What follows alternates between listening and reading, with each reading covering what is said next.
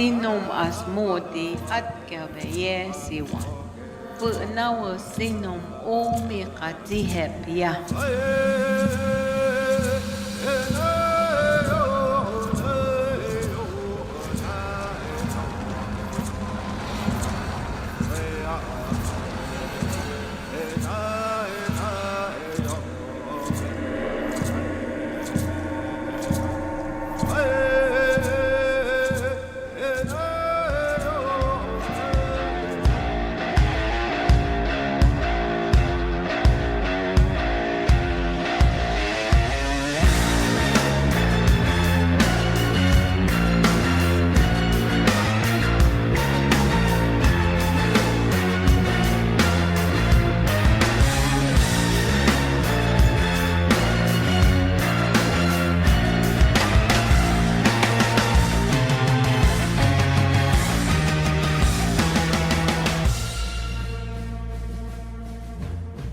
This is from Louis Charpentier's book, The Mystery of Chartres Cathedral. What he talks about in that is something that, I don't know if he's termed it or it's an old Celtic word, but I pronounce it wouvir, but it's probably wouvre or something like that. I can't pronounce anything. The wouvir has been personified in different ways, which are simply poetic images.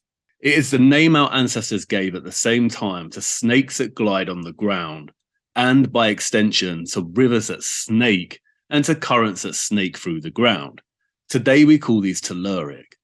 They represented them by winged serpents and sometimes birds, places where the telluric and aerial currents met, and by their very nature gave birth to flying dragons and such. So what he's talking about there when he says gave birth to flying dragons is this personification, this poetic image of the dragon being the current and where they intersect in the ground and above in the air, the sort of celestial currents.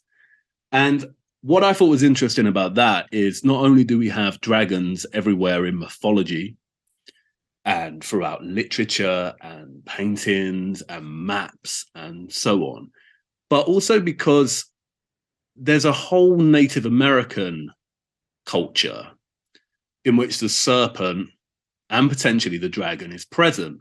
And I haven't seen any literature or anyone talk about the Native Americans in terms of them being aware of earth energies like the telluric currents. And then Dusty, that's where you came through and you showed us that book. So I thought it'd be a good point to hand over to you to talk about that book. Yeah, that book is awesome. So when Ewar is referring to is my Shadows of the Western Door by Mason Winfield. I've been using that as kind of like a syllabus to go different places in and around Buffalo and the Western Door, everything west of the Genesee River. And the Iroquois mythology and mythos has termed that the Western Door, because that's actually a part of their territory that they didn't have initially, and they took over from the Wenro. So this book, though, it had also made mention of these, like you referenced, the telluric currents that are synonymous with ley lines. So I think that I'm in a good area here to not only research that, but this book is almost like a really good resource to have in reference to that, because Mason has already done a lot of legwork and presented it as far as what the telluric currents are, how they're synonymous with ley lines and are called dragon lines. There's actually a chapter in the book that says the dragon path, and it refers to and tries to make a little bit of a connection with the St. Michael path in England and these telluric currents that are all over. So it's a little bit of a retro thing, because I didn't know this book had this information until you pretty much brought it up in the work that you've done in your previous videos. So yeah, it seems that Mason Winfield was onto something when he was researching Joseph Ellicott, and with that, Joseph Ellicott is responsible for the layout pattern here in Buffalo. And here's where it rounds out to the telluric currents. They were Joseph Ellicott seemingly was aware of these ley line currents, and they almost seem to have played off of them with the layout of Buffalo, the radial street pattern, also the discontinuation of the river meeting the Terra, because that's where a lot of the telluric currents seem to coalesce, especially in porous or like soil that has a lot of clay in it, and it can absorb water because that effectively gives it a charge. I want to get dowsing rods now, if that's what these copper things, and start walking around the city. Probably seems strange to you, but I can assure you that this very efficient version of the ancient dowsing stick has never failed me yet. Leave me now! Very strong astral vibrations right about here. Oh, indeed, very strong. Now, yes, feel it. I think if you go around Buffalo with dowsing rods, that'd be very funny and interesting. You might get arrested, maybe. But just to go back to what you're saying, so again, it's interesting that you kind of talk about ley lines, because that's the one thing I haven't done is kind of look at it in terms of ley lines. And that's probably because I've always seen ley lines as kind of pseudo scientific. But also I do acknowledge that there probably is something to it.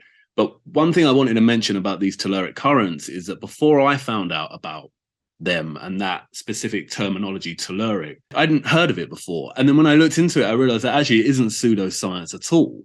There's a whole scientific field, backing this up. There's loads of evidence, and the scientific papers explain that there's about 30, I think it might be 32 mechanisms in which these telluric currents work. Primarily, it comes from, things like lightning, storms, but then also the cosmic rays as well. And you're right that the water can sort of become charged with them. And then when they're flowing through a porous rock, it kind of creates a more powerful charge. And also as well, you mentioned about the dragon path. St. Michael is the archangel, the saint that's always depicted piercing the dragon. There's definitely this connection. And I guess what's really interesting about the natives is this what Mason and what you're kind of saying is that Buffalo has inherited its street layout based on an older layout that goes back to the natives that was based on itself with these earth energies and these currents. Is that kind of what he's saying? Similar. He's like brushing up against that. It's my contention that the radio street pattern was here previously, and then the grid pattern was laid over it. And then, history gets confused. Joseph Ellicott goes crazy, offs himself. The narrative becomes it was a grid pattern first, laid over by a radio pattern. And he definitely did do geomantic work in Niagara Square that with dowsing, I believe, and it's mentioned in that book. So I think, to answer your question, Mason is a little bit aware of that. And in my conversation with him, we did brush up with that a little bit, but I have more work to do because, again, the telluric current thing is fairly new to me. I believe it's like a foundational thing for a lot of this alternative history research, even incorporating people like Graham Hancock and Robert Bauval and Schock and Randall Carlson, what they're doing with the megalithic stuff. This all, I think, revolves around and coalesces to the telluric currents, because the megaliths are used and can be used to bend these things. And all they are effectively is very low frequency bands of energy that play off of the sun, and they go in one way during the day and another way during the night. And it's citable, scientific method applied, that these things are true aspect of nature. What's the applications of them? Maybe it wasn't just anything for, benevolent meditation to connect with the Most High. Again, when you talk about the natives, that's what I think about. But then there's always that rot of underbelly of someone's trying to flip it to either sell it or, generate more power with it. Also, an interesting facet for me that I think that Buffalo showcases is, again, the water. Not only do we have that Jubilee Spring from Forest Lawn Cemetery, but the current that's coming off of the Niagara River it's in its own class because it's so short and it's got such high cubic flow rate, over 200,000. I want to know how those toroidal energies coming off the moving water play with these telluric currents. If they do, how do they do it? Can we feel energy from that? There's a lot to unpack with these things, and it's just like so exciting talking about it. These telluric currents are foundational. You could even say that that's the true nexus of the free energy. I mean, we're not talking about Antiquitech here. We're talking about Terra energy, low frequency, but it's there. And you just think of back to stuff like the Baghdad battery. There's also a science fiction aspect of it with Umberto Eco, which is interesting. I know that you've mentioned him before, Eeyore, but he's he has a science fiction aspect about telluric currents where it's pretty cool, actually fantastical. Someone can control the shape of the Terra through and via these ley lines or telluric currents. That's an out there way to look at it, but it kind of incorporates like the whole terraforming and even mud flood aspect. So I wonder, there's some conjecture and wishy-washy stuff going on with this, but not too many people have been talking about it since you dropped the telluric currents in your video. I forget which one you said. So it's like, it's still in this niche quite novel. And it's weird you say about Graham Hancock and all of that sort of genre research, because they don't talk about telluric currents specifically. They might, I mean, I don't watch that stuff too much, so maybe it does come up and I've missed it, but I've never heard of those currents before I read this book. And it's interesting you talk about Umberto Eco as well, because he is the kind of father, the grandfather of Tartaria, the Tartarian hypothesis, Tartaria. In that they're using the currents, aren't they? They're underground, the controllers are underground, and they're using the currents to kind of, they can blow up cities if they want. They can cause the biggest earthquakes. They basically control the world because they control the currents. And it's quite, you can see where the ideas of like mud flood would have come from. That whole group I never heard them mention telluric currents, really. You do every so often hear of ley lines, but telluric currents, not so much. When you dig into it a little bit more, they do seem foundational to a lot of different stuff, like Iwar just said about Umberto Eco and his science fiction writings on it. Like there's like a wizard at the North Pole in the center of the earth at the tower or whatever they say, Mount Meru. It almost makes you think of like Lord of the Rings. The water has a lot to play with it too. The current energy from not only where the river or the lake meets the river, the intake right there where we get our water from, Niagara Falls. I mean, how do I convey to somebody the feeling that I get when I'm walking next to the falls? Like I just could feel like I could lift up and fly. Is that because I'm seeing it and it's giving me energy just from the visceral appeal of it? Or are we really feeling these toroidal energies? I believe so. And I'm not saying that it's 100%. I know it, but I know I could feel it. So where's that interaction? And I think the natives were in tune with that. And it's like, what's your intention with it, though? Do you just want to appreciate it? Maybe throw some headstones around here and there to kind of centralize them so you can have a more intuit powwow with the creator? Or do you want to use it to manipulate and corral other humans? I mean, that's literally what we come down to talking about when you get to the foundational aspect of it. There is an energy to these places. I mean, I've been going around to all these wells and springs and for the Labyrinth series, and you do definitely feel it, this natural energy. But just to go back to your thing talking about buffalo and the radials and that pattern, these little circular sort of compartments on the east end, they're called radiating chapels, and I've got some stuff coming on that. But again, it is that circular radial pattern, and it does have a connection with water. And it's just so interesting to me that the east end of the cathedrals, when they were upgraded in the Gothic, a lot of them got these radiating chapels, and beneath the choir is always the crypt, and usually in a crypt there's a well. So there is definitely this connection with radials, water, and old world patterns. Now, what you said, what they were using them for, that's the great mystery. But we're not really seeing it talked about, and especially in terms of the natives. And again, that book that has all the dragon imagery. I was thinking about some of the native sort of earthworks. There's that serpent mound, isn't there? And I suppose the serpent would be a telluric current that snakes. And then you've got the pyramids down in sort of South America with the serpent heads and the way they interact with the sun. It does just make you think that, below the earth, did they know that those currents were there? Chakot was a culmination of many years of learning and knowledge and perfecting their ceremonies. People share knowledge and beliefs based on thousands of years of observing their world. Ceremonies to influence the very forces of nature. They are still practiced today.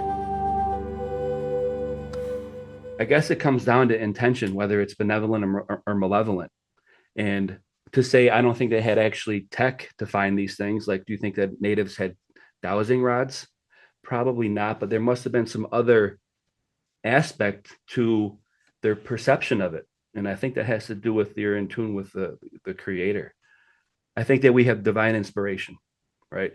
And then when you mention the crypts and that stuff, that's interesting, because what were they do if they know about this and you wanted to embolden your seance or whatever, and you wanted to incorporate these earth energies, air, terra, and water, and you wanted to confluence them, and you were aware of the telluric currents, well, that would just be another component to actually lift up your spell a little bit more. Were they trying to do that with these crypts? I would say probably in some of these grottos, because you're using these natural springs, you're getting the telluric current from the terra.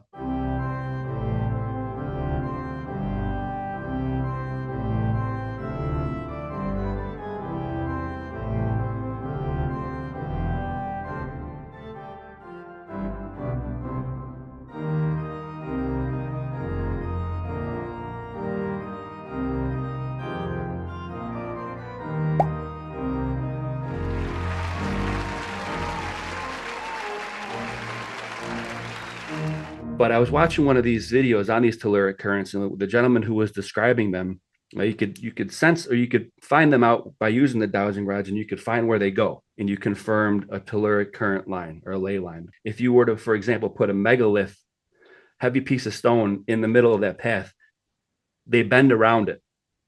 Okay, so then you think, with these crypts, were these crypts coalescing them in effort to try to do some dark stuff or even good stuff? In that Sharpenter book, where I came across that sort of term, telluric currents, he does actually talk about there being different type of currents, and some are sort of, or energies, and some are bad and some are good, and that kind of makes sense. And I suppose, you talking about dowsing rods kind of recalls things like geomancy and these earth kind of spells. And they say that they're, I think you mentioned this, that the currents, they have like diurnal characteristics. So their general direction in which they kind of flow and move is towards the sun.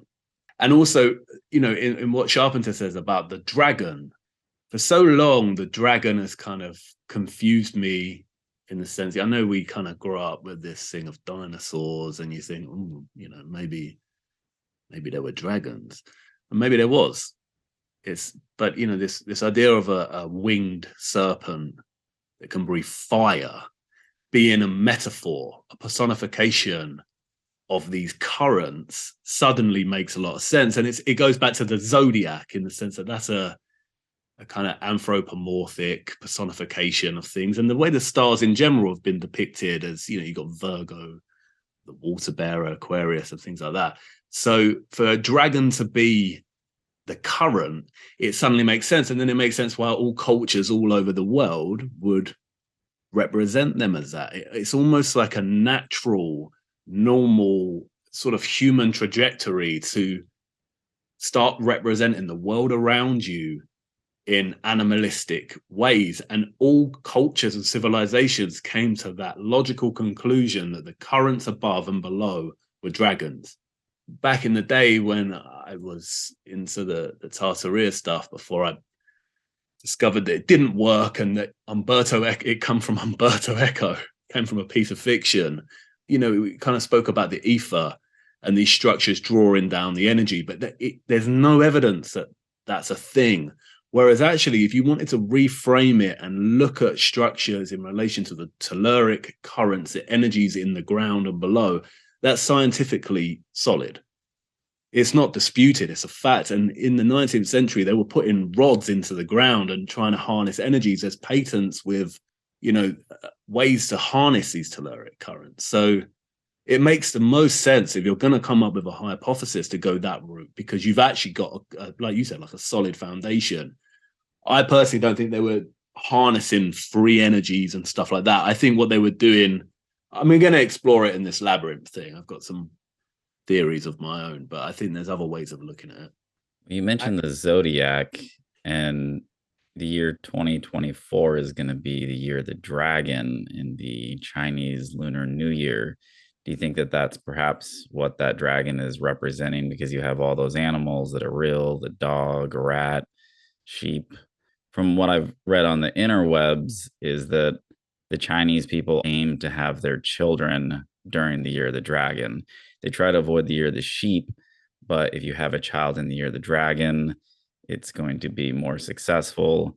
And do you think perhaps that maybe the year of the dragon is just a more active telluric current year? The dragon is peculiar because, you know, we're told they never existed. So to draw winged serpents like that, they had to represent something. And I think the currents make sense.